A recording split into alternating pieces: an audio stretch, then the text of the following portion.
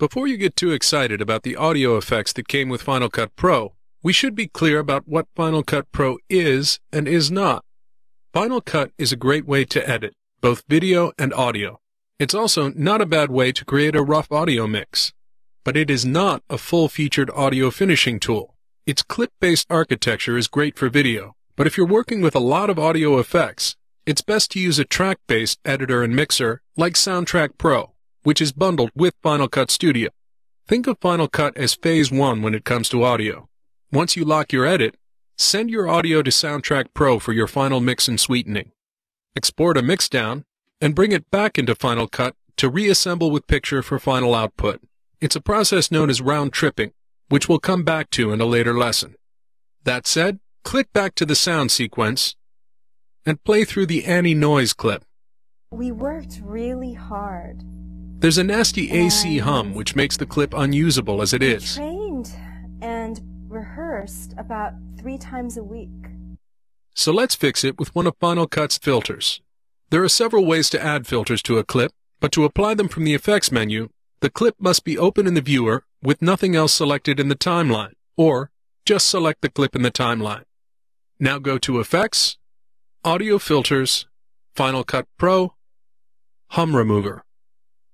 Double-click the clip in the timeline, and click on the Filters tab. Hum from an AC power source is 60 Hz in the US, 50 in Europe, and you could adjust that here. Q is a measure of the bandwidth affected around the key frequency. If you move right for a larger number, that means a tighter targeting of the main frequency. A lower number means a much wider band will be affected. Gain is volume. A negative number means we're reducing or attenuating the signal at that frequency. And negative 60 dB is pretty darn low. Let's play the clip. We worked really hard. I can hear absolutely no difference. The hum is still driving me crazy. That's because it's not a solid tone. The sound is actually made of multiple tones, or harmonics, like a chord instead of a single note. Let's set up a playback loop so we can decide which harmonics are getting in the way. Set sequence in and out points on either side of the clip.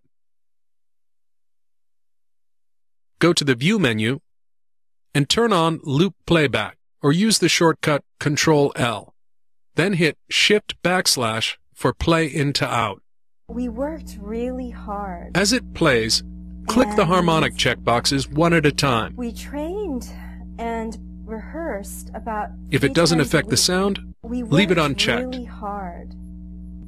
And we trained. If it has a positive and effect, leave it on. rehearsed about 3 times a week. We worked really hard. And I got positive results from harmonics 3 and 5. The checkbox next to the filter name is a bypass switch. Uncheck the box to hear the clip unfiltered. we worked really hard. Now check the box And hit Shift// again. we worked really hard. And Not perfect, but a huge improvement. We could now use this clip in a pinch. Let's add a filter in a different way. Click back to the main Annie sequence in the timeline. In the browser, click on the Effects tab. This reveals all the effects, transitions, and generators available to Final Cut Pro. Click the triangle to open the Audio Filters folder, then the one beside Final Cut Pro. Click on the low shelf filter and drag it onto the music track. Then double-click the track in the timeline to open it in the viewer. A low shelf is a very simple kind of EQ. You set a target frequency, and then you set the gain. It only affects frequencies below the target. That's why it's called a low shelf. I'm applying this filter because this video will be streamed on the web, and boomy, super low frequencies devour bandwidth. So I'm going to cut everything below 100 Hz by negative 20 dB. have the energy of the music flowing through me. You might not hear the difference unless you have external monitor speakers, but it's an important item on our output checklist. We applied this effect for a very practical, technical reason. Now let's use it as an effect. To the right of the effect parameters, you'll find another ruler with a playhead.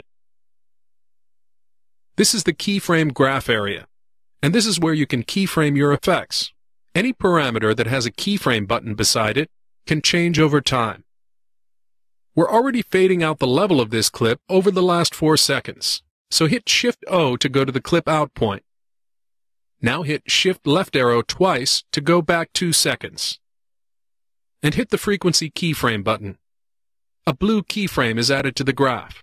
Shift left arrow 4 times to go back 4 seconds. And add another keyframe. Now hit the right arrow beside the keyframe button to go to the next keyframe forward, or use the shortcut Shift-K. Enter 400 for the frequency here, and hit return. What we've done is created a 4-second effect offset from our final fade by 2 seconds.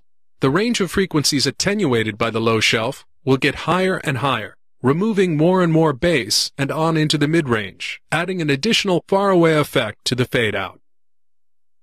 Let my imagination go.